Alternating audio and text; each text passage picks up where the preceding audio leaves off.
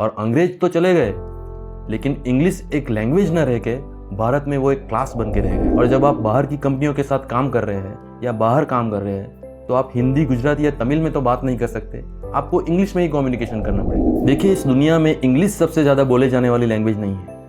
पहले नंबर पे चाइनीज़ आती है, दूसरे नंबर पे स्पेनिश आती है और तीसरे नंबर पे इंग्लिश आती है। देखिए, इसका सीधा सा मतलब है कि अगर किसी को इंग्लिश नहीं आती है तो इसका मतलब उसको कोई और लैंग्वेज आती है। हमारे बच्चों को तो हिंदी लिखना नहीं आता है, हमारे बच्चों को तो हिंदी बोलना नहीं आता है। अरे वो जहाँ पे पढ़ते हैं वहाँ पे तो हिंदी बोलने पे फाइन दिया जाता है। ये दिखाना चाहते हैं कि मेरे बच्चे ऐसे स्कूल में पढ़ते हैं जहाँ पर हिंदी बोलने पर फाइन दिया जाता है। इनके साथ तो ऐसा करना चाहिए कि जिस एरिया से ये लोग चुनाव जीत कर आए उसी एरिया के गवर्नमेंट स्कूल में इनके बच्चों को पढ़ना मैंडेटरी कर देना चाहिए। आपको बेइज्जती तब लगनी चाहिए कि जिस देश में आप पैदा हुए हैं उसी देश की लैंग्वेज अगर आपको नहीं आती है तो ये शर्म की बात। तो हिंदी बोलने से पहले सॉरी मत बोलिएगा और इंग्लिश बोलने से पहले घबराइएगा मत।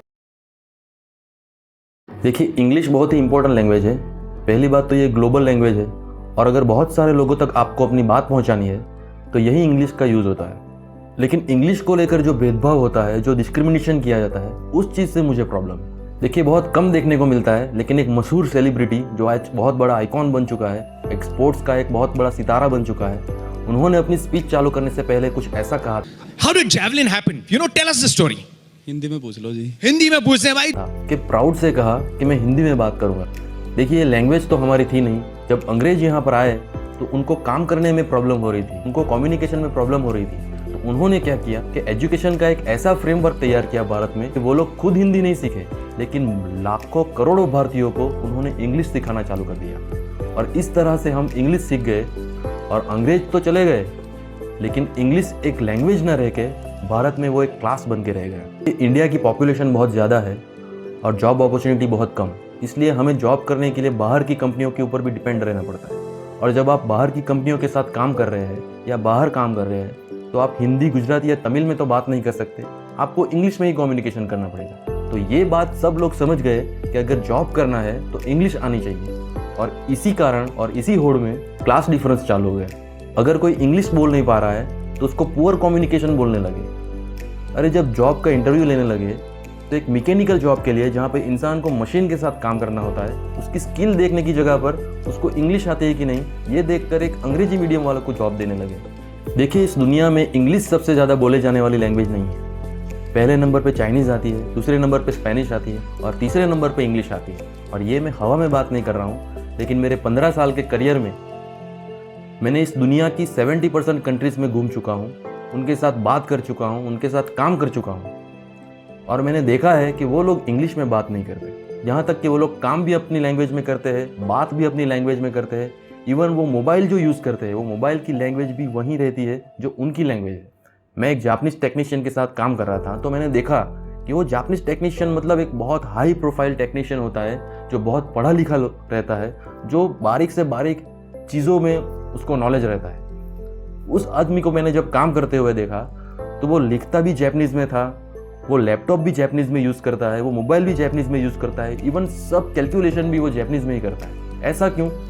ऐसा नहीं है कि उसको इंग्लिश नहीं आती है, लेकिन वो सिर्फ कम्युनिकेशन के लिए इंग्लिश को यूज़ करता है, बाकी सब जगह वो अपनी लैंग्वेज में काम करता है। देखिए, इसका सीधा सा मतलब है कि अगर किसी को इंग्लिश नहीं आती है तो इसका मतलब उसको कोई और लैंग्वेज आती है। हमारे प्राइम मिनिस्टर जब यूएन में जाते हैं तो वो हिंदी में बात करते हैं। यही नहीं, दुनिया के सभी लीडर जो वहाँ पर आते हैं वो सब अपनी अपनी लैंग्वेज में प्राउड से बात करते हैं। मोदी और ट्रंप की मीटिंग हुई थी जिसमें ट्रंप ने मोदी को बोला भी था, मुझे लगता है कि हम दोनों को बात करने दीजिए, हम दोनों बात करते रहेंगे, जब जरूरत पड़ेगी आप लोगों को जरूर जानकारी पहुंचाएंगे। He actually speaks very good English, we just don't want to talk.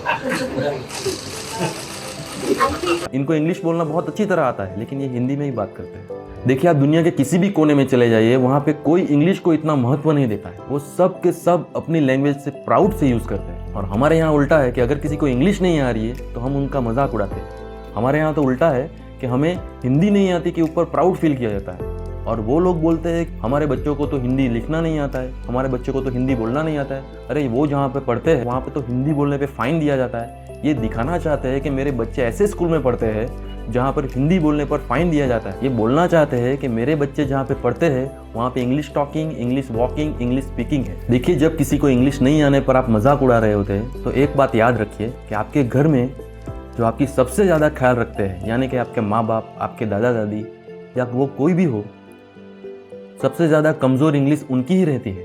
तो इनडायरेक्टली जब आप किसी का मजाक उड़ा रहे होते हैं तो आप अपने घर वालों का भी मजाक उड़ा रहे होते हैं। और यही वो लोग हैं जो आपकी दुनिया में सबसे ज़्यादा आपकी सेवा करते हैं।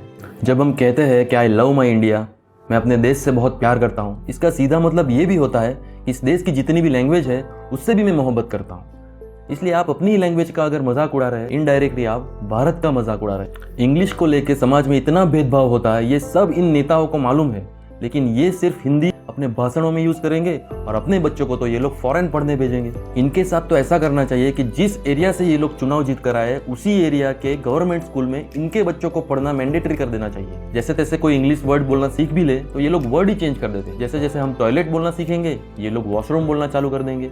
जैसे जैसे हम लोग वेरी नाइस बोलना सीखेंगे ये लोग वेरी डोप, वेरी कूल बोलना चालू कर देंगे।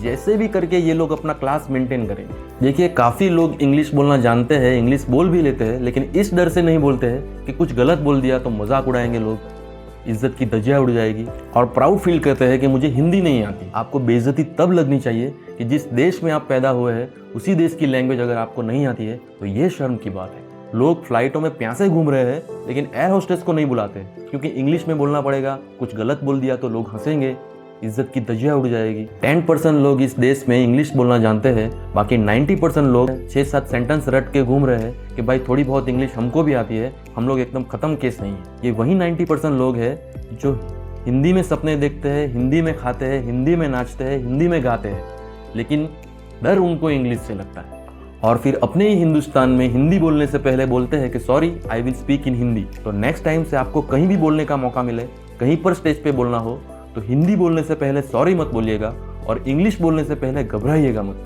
प्राउड से हिंदुस्तान में हिंदी बोलिए, निज भाषा हिंदी अपनाइए और देश का गौरव बढ़ाइए।